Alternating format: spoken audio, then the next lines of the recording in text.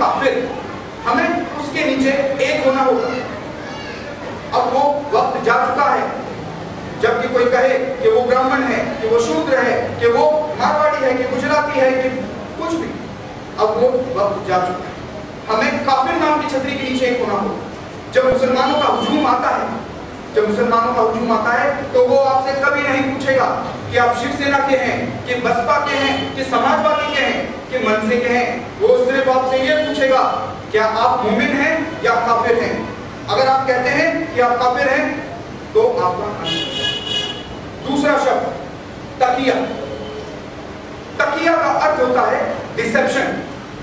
कुरान में सूरा अल-नहल सूरा 16 आयत नंबर 106, कुरान में सूरा आल-इमरान सूरा नंबर 3 आयत नंबर 28 में यहां तक लिखा हुआ है कि अगर आपके ऊपर अत्यधिक दबाव पड़े तो गैरों को, दूसरों को दिखाने के लिए आप इस्लाम छोड़ सकते हैं।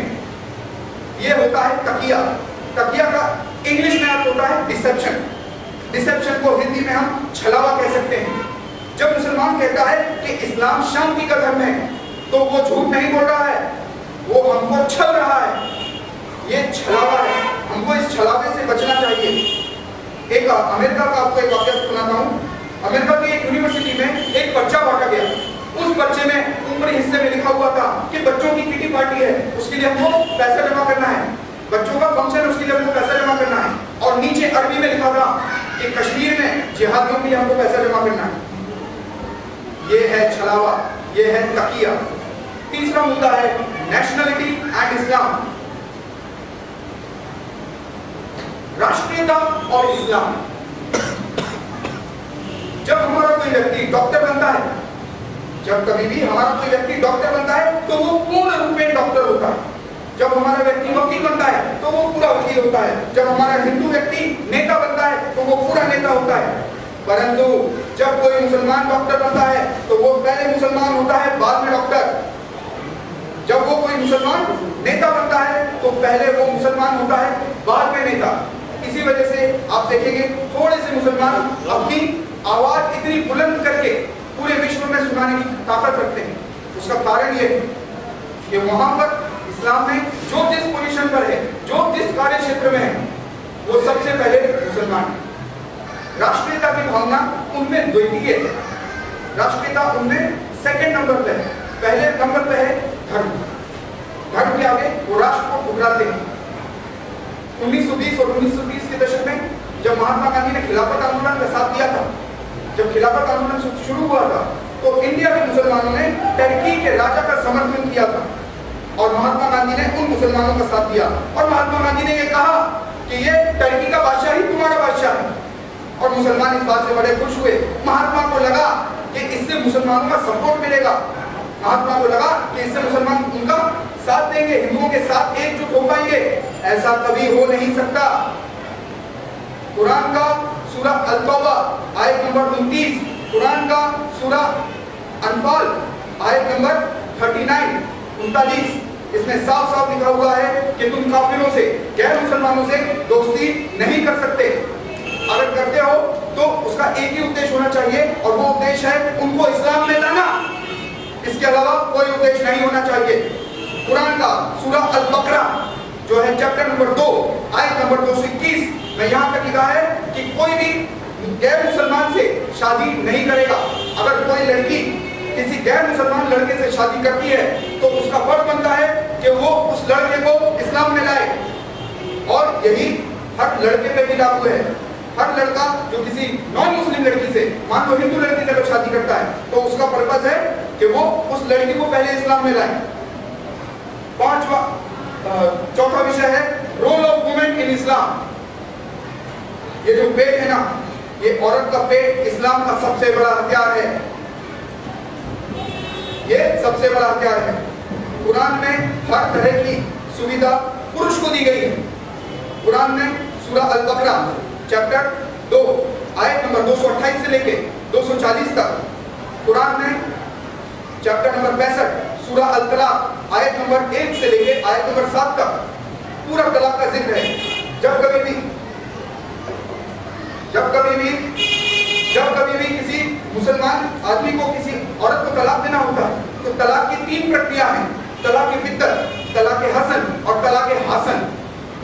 तीनों ही प्रक्रिया मुसलमान आदमी के फेवर में है, औरत के फेवर में नहीं। एक भोग वस्तु की तरह हमेशा नारी को इस्लाम में इस्तेमाल किया गया। अभी भाई साहब आपका नाम क्या है? बालकृष्ण। अभी बालकृष्ण भाई साहब हैं, इनके पास एक मोबाइल है, अगर ये 2 और खरीदेंगे तो किसी को आपत्ति है क्या? नहीं है। इसी तरह से इस्लाम में किसी की एक वाइफ है, वो 2 और कर ले, किसी को आपत्ति नहीं, क्योंकि वो एक वस्तु समझी जाती है, नारी एक वस्तु समझी जाती है। अब बालकृष्ण भाई साहब का मोबाइल उनके खिलाफ बगावत करे, ये बालकृष्ण भाई साहब बर्दाश्त करेंगे क्या? उनकी चीज है, बगावत करे बर्दाश्त करेंगे क्या? नहीं करेंगे। इसी तरह से इस्लाम में नारी की बगावत को कुचलने के लिए नारी को पढ़ाई पे पाबंदी है, नारी की पढ़ाई पे पाबंदी है, वो पढ़ाई नहीं कर सकती। अगर वो नौकरी करेगी तो हो सकता है आपकी बीवी आपके खिलाफ बगावत करे, अगर वो नौकरी करे तो नारी की नौकरी करने में भी पाबंदी है। इस तरह की अपार तरह की पाबंदियां नारी पर लगाकर उनको सिर्फ बच्चा पैदा करने की मशीन की तरह इस्तेमाल किया जाता है, जिसका नतीजा आज हम देख रहे हैं। सबसे प्रसिद्ध आतंकवादी ओसामा बिन लादेन अपने माँ बाप का 53वां बेटा है, 53 भाई बहन में से 52वां बेटा है, और ओसामा बिन लादेन के खुद 27 बेटे हैं। तो बाप और बेटे में 80 बच्चे हुए। आप यहाँ पर कोई बैठे हैं जो जानता हो कि 80 बच्चे किसी के हैं? है किसी के 80 बच्चे? नहीं। ये इस्लाम का नारी का जब टर्की पे मुसलमानों का हमला हुआ तो 15 साल में पूरा टर्की इस्लामिक हो गया। 15 साल। ये हम हिंदू हैं, ये हम हिंदुस्तानी हैं जो इस्लाम से पिछले 1000 सालों से लड़ रहे हैं। पहला हमला हिंदुस्तान में मुसलमानों का 711 ईडी में हुआ था। हदीसों में हदीस सही अल बुखारी, सुनान अल दाऊद, सही अल मुसलमान और सही अल मुवत्ता, इन हदीसों में हिंदुस्तान के खिलाफ जिहाद का जिक्र है। उस जिहाद को गज़वतुल हिंद कहते हैं, हिंदुओं के खिलाफ जिहाद, इंडिया के खिलाफ जिहाद। हम वीरता से लड़ते रहे, हमारे राजपूत वीरता से लड़ते रहे, छत्रपति शिवाजी महाराज लड़ते रहे, हमारे सिखों के 10 गुरु लड़ते रहे, तो आज हम यहाँ हिंदू बचे हैं। आप बात समझ रहे हैं? मुसलमानों से लड़ाई के अलावा दूसरा मार्ग नहीं निकलता है। एक मार्ग अगर कोई निकलता है तो वो है नरमपंथी मुसलमानों को हिंदू धर्म में वापस लेने की। मैं इस मंच के माध्यम से आज ये मुसलमानों के लिए आह्वान करना चाहता हूँ, जो मुसलमान तालिबान का साथ नहीं देते हैं, जो मुसलमान तालिबानियों के खिलाफ हैं, मैं उन्हें आह्वान करना चाहता हूँ कि वो हिंदू धर्म में वापस आए। जो मुसलमान हिंदुस्तान को अपना देश मानते हैं और हिंदुस्तान से प्रेम करते हैं, मैं उन्हें आह्वान देता हूँ कि वो हिंदू बने, वो वापस हिंदू धर्म में आए, क्योंकि हमारे पुरखे और उनके पुरखे अलग नहीं हैं, एक ही हैं। अगर वो ऐसा नहीं करते हैं तो हमसे पहले कट्टर मुसलमान उनको मार देंगे। कुरान का सूरा 47 आयत नंबर 4, कुरान का सूरा अल-तौबा आयत नंबर 5, कुरान का सूरा अल-निसा आयत नंबर 56, कुरान का सूरा अल-निसा आयत नंबर 79, कुरान का आले इमरान सूरा नंबर 3 आयत नंबर 151, इन सभी सूराओं में, इन सभी आयतों में ये लिखा हुआ है कि आपको काफिरों के दिलों में, नॉन मुसलमानों के दिलों में, जो नॉन मुस्लिम हैं उनके दिलों में दहशत फैलानी है। अब जो मुसलमान ये कहता है, अब जो मुसलमान ये कहता है कि हर मुसलमान आतंकवादी नहीं होता, सुना होगा आपने, मुसलमान कहते हैं कि हर मुसलमान आतंकवादी नहीं होता, और हिंदू कहता है कि फिर हर आतंकवादी मुसलमान क्यों होता है?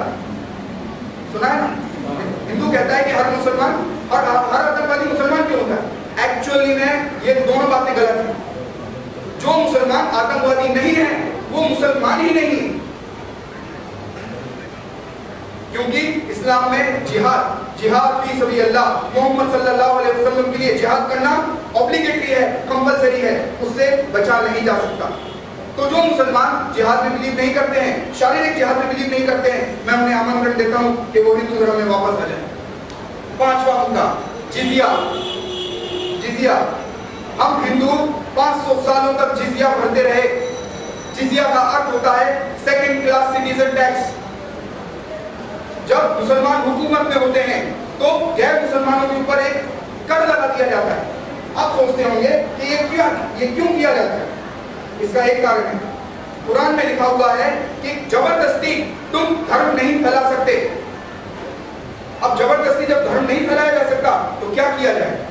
वो सोचते हैं क्या किया जाए, तो ऐसा कर दिया जाए कि हिंदुओं का या जीव का या क्रिश्चियनों का मुसलमानों के माशरे में, मुसलमानों की सोसाइटी में रहना इतना मुश्किल हो जाए कि उनको इस्लाम में कन्वर्ट होने के अलावा कोई रास्ता ही ना बचे। अभी 4 दिन पहले पाकिस्तान की स्वार घाटी में 2.25 करोड़ रुपया सरदारों ने जिजिया भरा है, जिजिया भरा है अभी 4 दिन पहले। और ये वास्तविकता है, जहां जहां शरिया आ रहा है वहां